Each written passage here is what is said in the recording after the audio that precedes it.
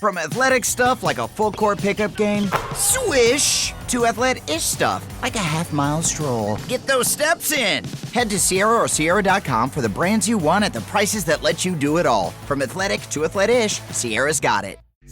Broadcasting intimate details and useless information from an undisclosed location in New York City. The Last Show with David Cooper. Messy money matters. That is what we're going to discuss. Roommates, family, groceries. When you add money to the equation, things get ugly. We are going to weigh in on a few Am I the A-hole debates, dilemmas here with Eric Kam, economics professor at Toronto Metropolitan University. Eric, what a joy it is to have you on the show. You are well qualified to rule on these dilemmas. Especially because if we're talking about a-holes, you got to have me on. That's your qualification, not your economics background, not your great moral authority, just that you're a jerk. So it takes one to know one. Listen, you can buy a PhD in economics on the internet now, so we got to go back to what you know best. I should do that. I should get a lot of accreditation, like Dr. David Cooper, Professor, Dr. PhD, DVD, RSVP. I could buy whatever title I want. Okay, the grocery eating roommate. Do you want to set this one up for me? So, the grocery eating roommate question, it goes like this. This person recently stopped paying for their groceries because their roommate keeps inviting their girlfriend over to eat, but she eats everything the first person buys. So the roommate tells the other roommate that if she keeps eating here 5 nights a week, she needs to chip in, or one of them needs to cover her share of the food. Am I crazy?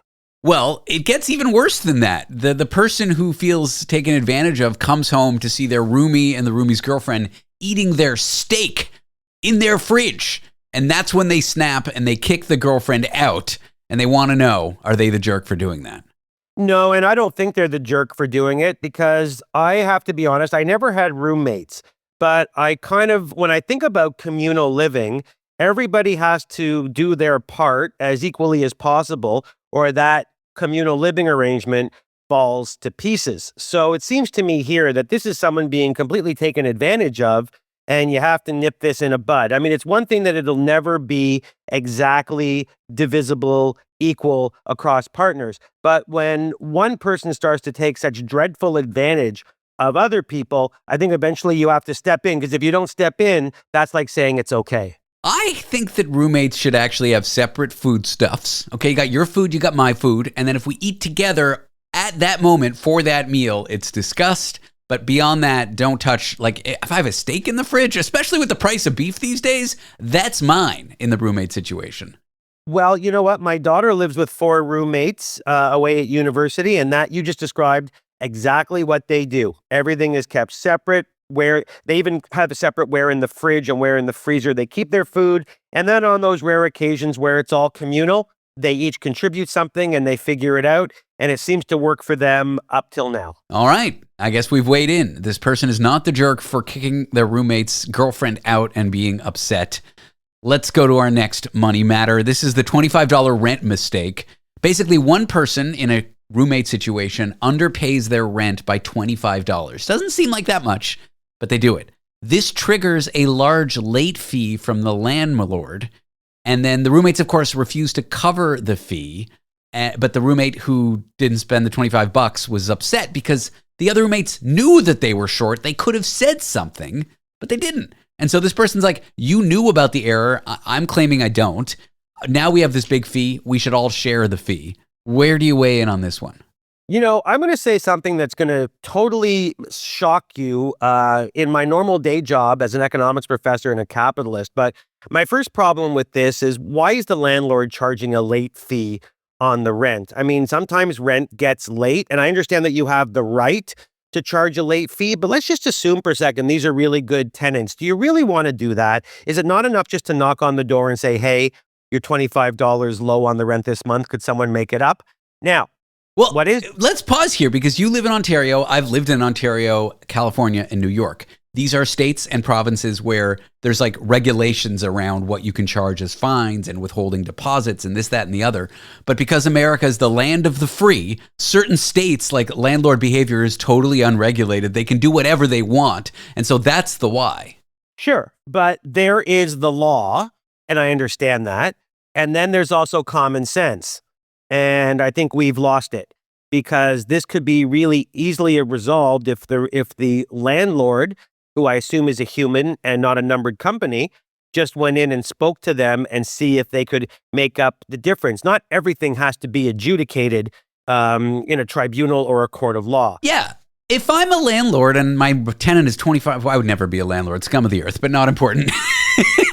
If I am a landlord and my tenant's $25 off, I just send them an email and say, hey, you're a little short. Could you please send the extra money? And that's the end of it. That's exactly right. Now, ceteris being paribus, as they say in Latin, if it is $25 short, if you send that nice email reminder that you're $25 short, I think the person that didn't pay the $25 should pay the $25.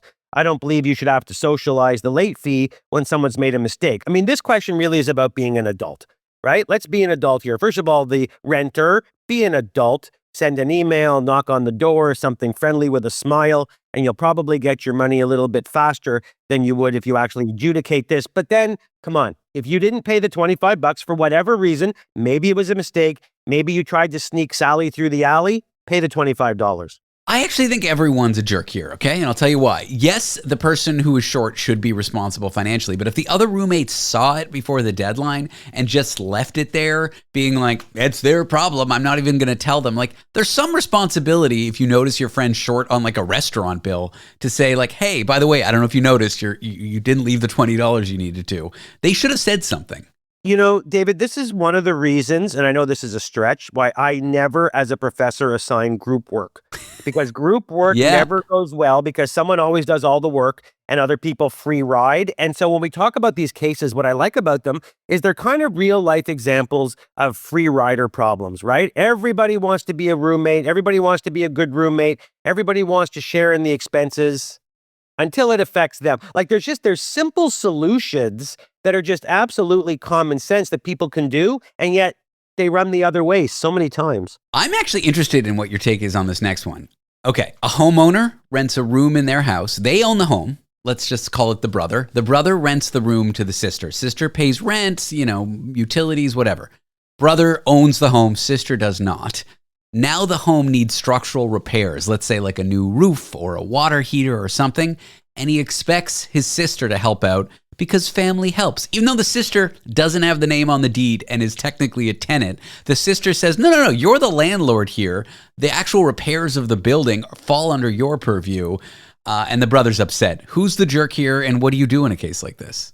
Well, I think this one's a little bit more straightforward. I think that the person that owns the structure is responsible for the maintenance of that structure. I have never heard of a case where a renter has had to help kick in for the roof or the plumbing. And you're going to tell me why you have heard about this. No, but what if the brother offers the sister discounted rent because you're family? Doesn't it work both ways where the sister should maybe pitch in and help a little more for landlordy things because she's not a true tenant? She's paying below market? Okay, first of all, this is the problem when you do business with family. Yeah. It's take a step back. Don't rent a room to family. This is why our grandfathers told us don't do business with family, because when it falls to you know what, there's some pretty wide-ranging implications. Look, this should have all been discussed before. Yeah.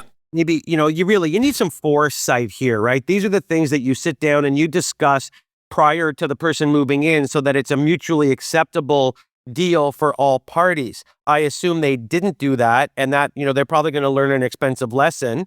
But, at the end of the day, we just argued about what you should do, this is another what you have to do. If you own the place, you are responsible for expenses. Now, you can reach out to your siblings and say, can you give me a hand? And you'd like to think they would, but they might not. Well, it's the you need to discuss it beforehand economics advice show. Eric, I feel like of all the dilemmas we've talked about on this program, you've been here many weeks doing this.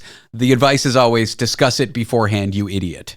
Absolutely, especially that caveat you put at the end. I think that can solve 95% of problems through conversation. All right, well, Eric Kam is an economics professor at Toronto Metropolitan University. This has been Messy Money Matters. Eric, it was a joy having you on the program. Stay healthy, my friend. I'll do my best.